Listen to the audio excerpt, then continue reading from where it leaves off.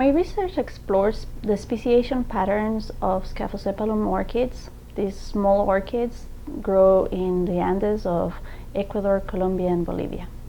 50% of the species occur in Ecuador of this group.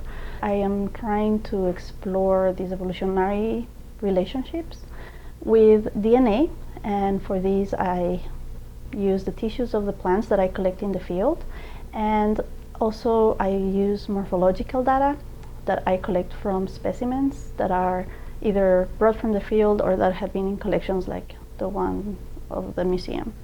These orchids are vegetatively very similar to each other, but the flowers are very different. The pollination and the pollination mechanism are strongly correlated to the morphology of the flowers of this group.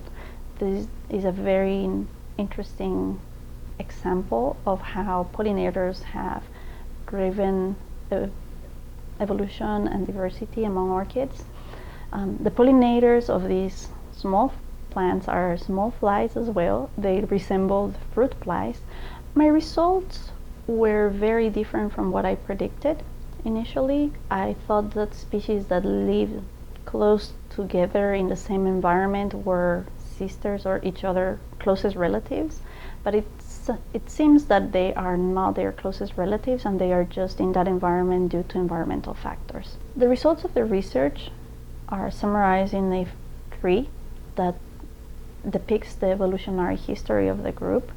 This resulting tree has been the basis or the framework to understand how the group speciated. From this tree we know that some species are, or some groups or clades are restricted to the northern part of the Andes and the western slopes of the Andes, versus so there are several other clades that are restricted to the easternmost sides of the Andes. I am able to observe the specimens or the species in the field and have a more comprehensive understanding of what I am reconstructing in the lab and in the herbarium.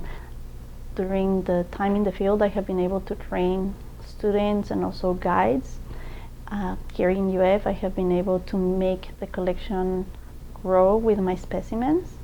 And in general, I think it gives us an understanding of how diversification and speciation worked in the Andes, especially in neotropical orchids of this group.